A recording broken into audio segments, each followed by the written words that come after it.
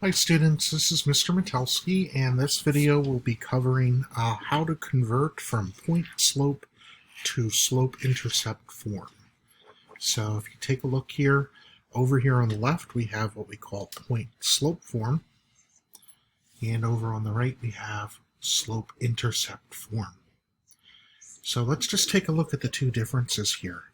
Notice that the difference between point slope, which is over here, compared to slope-intercept, the slope-intercept has y isolated, meaning the y is by itself. It's y equals mx plus b, so it's y equals. Versus over here in point slope, it's y minus y1 equals. So that's one of the differences. The other difference is that there's no parentheses in slope-intercept form. If you look over here, it's y equals mx plus b. No parentheses. But over here, we had parentheses around the x minus x1. So sometimes it will be very convenient to put something into point slope form, but ultimately you don't want it in that form. You might want it in slope-intercept form. So we're going to review how to do that. So we're going to focus on these two ideas, that y must be isolated and that there's no parentheses. And we're actually going to take care of the second one first here, this no parentheses part. Because if you look at this example, we have y minus 5 equals 1/2 times the quantity of x plus 8. We can eliminate the parentheses by distributing the 1/2 to both the x and the 8. And remember, distribution is a property of multiplication. So when we do that, it becomes y minus 5 equals, well, 1/2 times x is 1/2 x, and 1/2 times 8 is 4. So the right side now becomes 1/2 x plus 4. Now we can focus on this part, y must be isolated.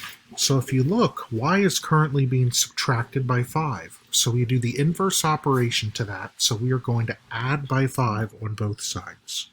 So add 5 on the left, add 5 on the right. And the minus 5 plus 5, those equal 0, so they cancel. And we're left with y equals, the 4 and the 5 can combine because they're like terms. We'll get 9. So this is 1/2 x plus 9. So that would mean that the slope is 1/2 and the y-intercept is 9, which is really the point 0, 9. Okay? So that was one example of how we go from point slope form to slope-intercept form. Now let's take a look at another example. In this one, we have y plus 9 equals negative 3/4 times the quantity of x minus 12.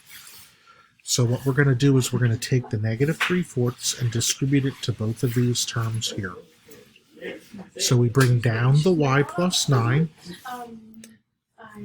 and that will equal, well, negative 3/4 times x, that makes negative 3/4 x. And negative 3/4 times negative 12. Well, negative times a negative is a positive, so we can change this to plus. And then 3/4 times 12. Well, 3 times 12 is 36. And 36 divided by 4 is 9. So this is plus 9. Okay. Now, we still need to get y by itself, so we're going to isolate y. So right now it's being added by 9. So we're going to subtract by 9 on the left and on the right side. So these will be eliminated because they add to 0. And we're left with y equals negative 3/4 x. And then plus 9 minus 9 is 0. So it technically would be plus 0 here, but we don't really need to write that. So that means that our slope would be negative 3/4, and our y-intercept would be 0, or the point 0, 0, which would be the origin. Okay? So just to recap, we need to isolate the y, we need to eliminate the parentheses. We start by eliminating those parentheses by using the distributive property, and then we look at whatever's happening to y and we do the inverse operation.